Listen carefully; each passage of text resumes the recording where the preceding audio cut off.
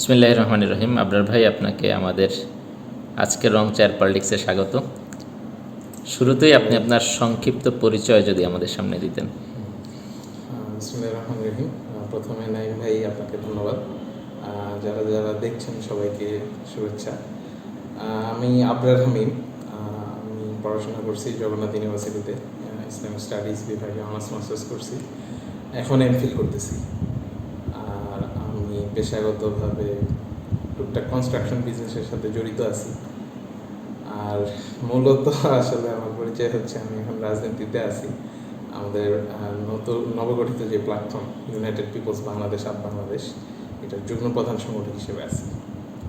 আপনার টোটাল রাজনৈতিক জার্নিটা যদি বলতেন, কিভাবে রাজনীতিতে আসলেন বা গল্পটা কি, নেপথ্যের কাহিনীটা কি? আচ্ছা, রাজনীতিতে আসা মানে আমার ক্যারিয়ারটা একটু লম্বাই, নানাবিধ কারণে। আমি আসলে অনেক ছোট বয়সেই রাজনীতিতে সক্রিয় হই, যেটা বেসিক্যালি স্টুডেন্ট পলিটিক্স ছিল, ছাত্র রাজনীতি। আমি ছাত্র শিবিরের সাথে জড়িত ছিলাম। আমি যখন ক্লাস 5-এ পড়ি, 2009 সালে আমি ছাত্র শিবিরের কর্মী হই, একদম শুরুর দিকে। তো তারপর থেকে সবসময় অ্যাক্টিভ ছিলাম। আর 2009-এই যেহেতু আওয়ামী লীগ সরকার ক্ষমতায় আসে, তো যার কারণে ছাত্র শিবিরের ওই সময়কার পলিটিক্যাল অ্যাক্টিভিটিগুলো অনেক বেশি ছিল আর কি। মানে র্যান্ডম অন্যান্য কাজের থেকে দেখা গেছে যে মিছিল, মিটিং বা এইসব ব্যাপারগুলো অনেক বেশি ছিল। ফলে ঢাকায় থাকার কারণে রাজনীতির মাঠে আসলে চলাফেরা এবং ইন্টারেস্টের জায়গাটা অনেক বেশি ছিল। সব মিলে আসলে বলা হয় যে শিবিরের প্রায় সবাই জেলে গেছে। আপনি কি জেলে গেছিলেন কখনো? জি ভাই, আমার জেলে যাওয়ার সৌভাগ্য অথবা দুর্ভাগ্য যেটাই বলি হয়েছে আর কি। একটু বিস্তারিত তো বলবেন যে কবে, কিভাবে, কতদিন ছিলেন? আমি গত বছর 2024 সালে রমজান মাসে হঠাৎ করে হচ্ছে যে আমার বিশ্ববিদ্যালয় থেকে একটা ক্লেম করা হয় ডিবিতে যে আমি শিবিরের অনেক বড় একজন দুর্ধর্ষ ক্যাডার হিসেবে, এবং নানাভাবে আমাকে চিত্রায়িত করে তারা একটা অভিযোগ দেয়। তখন পরবর্তীতে ডিবি আমার বিরুদ্ধে অভিযানে নামে এবং আমার ফ্যামিলিকে 24 সালে? হ্যাঁ, 24 সালের মার্চে, রমজান মাসে। আচ্ছা। তো আমার ফ্যামিলিকে তারা জিম্মি করে ফেলে, মানে আমার মামাদেরকে, আমার বাবাকে, ভাইকে। আমি ওই সময় আবার একটু লুকাই ছিলাম, আমি জানতে পারছিলাম ঘটনাটা আগেই ওই সময় ভাই। পরবর্তীতে আমি সারেন্ডার করার পরে আমি আবার গুম ছিলাম ডিবিতে 3 দিনের মতো। পরে জেলখানায় যাই এবং 9 দিন বাদে আমার জামিন হয়।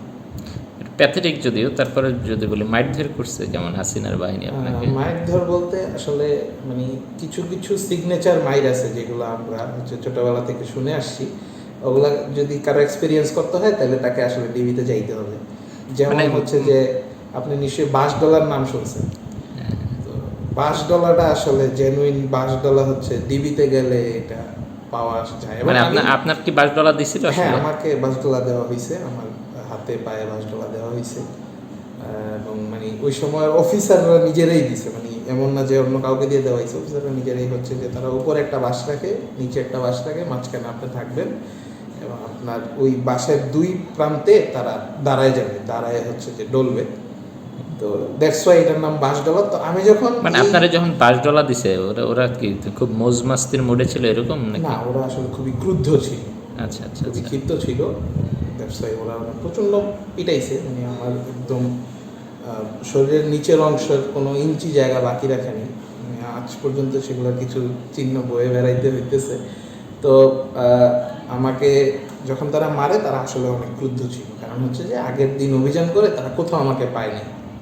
ফলে আমার ফ্যামিলিকে উঠায় নিয়ে আসতে হয়, তাদেরকে সারেন্ডার করতে। না, আপনার কি এখন মাঝে মাঝে এটার জন্য কোনো ক্রোধ তৈরি হয় নাকি? হাসিনা পালাই গেছে, এটার মধ্যে দিয়ে এটা এক ধরনের মানে নিজেকে সান্ত্বনা দিয়ে ফেলতে পারেন নাকি? মনে হয় যে যদি হাসিনাকে পাইতাম, এরকম কোনো ফিলিংস? আমার কখনোই কোনো ক্রোধ তৈরি হয়নি আর কি। এটা হয়তো আমার ব্যক্তিগত কারণেই। আমার কখনো মানে নিয়তি হিসাবে মাইনা নিছেন আর কি। আমি মানে বিষয়টাকে খুব ইজিলি নিছি আর কি। মানে আমি আসলে পলিটিক্যালি যাদেরকে আইডল মানছি, আমি দেখছি যে তারা সারা জীবন মাইরি খাইছে।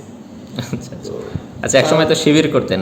শিবিরের কোশ্চেনে যাই, যদি একেবারে ছোট্টভাবে বলেন শিবিরের একটা ইতিবাচক দিক আর শিবিরের একটা নেতিবাচক দিক, যেহেতু শিবির ছেড়ে দিচ্ছেন, নিরপেক্ষ জায়গা থেকে যদি বলেন। শিবিরের ইতিবাচক দিকটা হচ্ছে যে তারা মানুষের চারিত্রিক গঠনের দিকে অনেক মনোযোগী হয়। আর নেতিবাচক দিক? নেতিবাচক দিকটা হচ্ছে যে শিবিরের মধ্যে বাধ্যবাধকতার ব্যাপারটা অনেক বেশি, যে কোনো কিছুর জন্য বাধ্য করাটা তারা খুব আচ্ছা আচ্ছা, এখন তো বাংলাদেশের সাথে কাজ করতেছেন, মানে ফিউচারটা কোন জায়গায় দেখতে চাচ্ছেন বা কিভাবে আপনারা আগাচ্ছেন আর কি? আচ্ছা আচ্ছা। আপনারা তো সবাই অবগত আছে আসলে কম বেশি যে Bangladesh basically centre right politics নিয়ে আগাচ্ছে। তো বাংলাদেশ একটা মুসলিম সংখ্যাগরিষ্ঠ দেশ হিসেবে এই দেশে এবং মানে একটা সময় তো আসলে মুসলিম জাতীয়তাবাদের ভিত্তিতেই ভূখণ্ডটা প্রতিষ্ঠিত হয়েছিল, ভাগ হয়েছিল। তো যার কারণে এখানকার যে মধ্য ডানপন্থী ধারা আছে সেটা বাংলাদেশের মানুষ খুব বেশি এন্ডোর্স করে। তো এমন কোনো পলিটিক্যাল পার্টি এই মুহূর্তে আসলে মাঠে দেখা যাচ্ছে না যে যারা ঠিক সেন্টার রাইট পলিটিক্সটাকে বেস করিয়ে আগাচ্ছে। কেউ হয়তো ইসলামিজমের নাম করে আগাচ্ছে, কেউ হয়তো ন্যাশনালিজমের নাম করে আগাচ্ছে। মানে একদম সেন্টার রাইট পজিশন বলতে আমরা যেটা বুঝি যে ধর্মীয় এবং সামাজিক মূল্যবোধের উপর ভিত্তি করে মানুষের ন্যায় নীতি ইনসাফের যে পলিটিক্সটা আছে, যে রাজনীতিটা আছে, সেইটা আসলে কোনো পার্টির মধ্যে আমরা বিদ্যমান মনে করিনি। বিধায় আমরা বাংলাদেশ গঠনে মনোযোগী হই, উদ্যোগী হই এবং তারই ধারাবাহিকতায় আমরা বাংলাদেশ নিয়ে মাঠে আসি আর কি।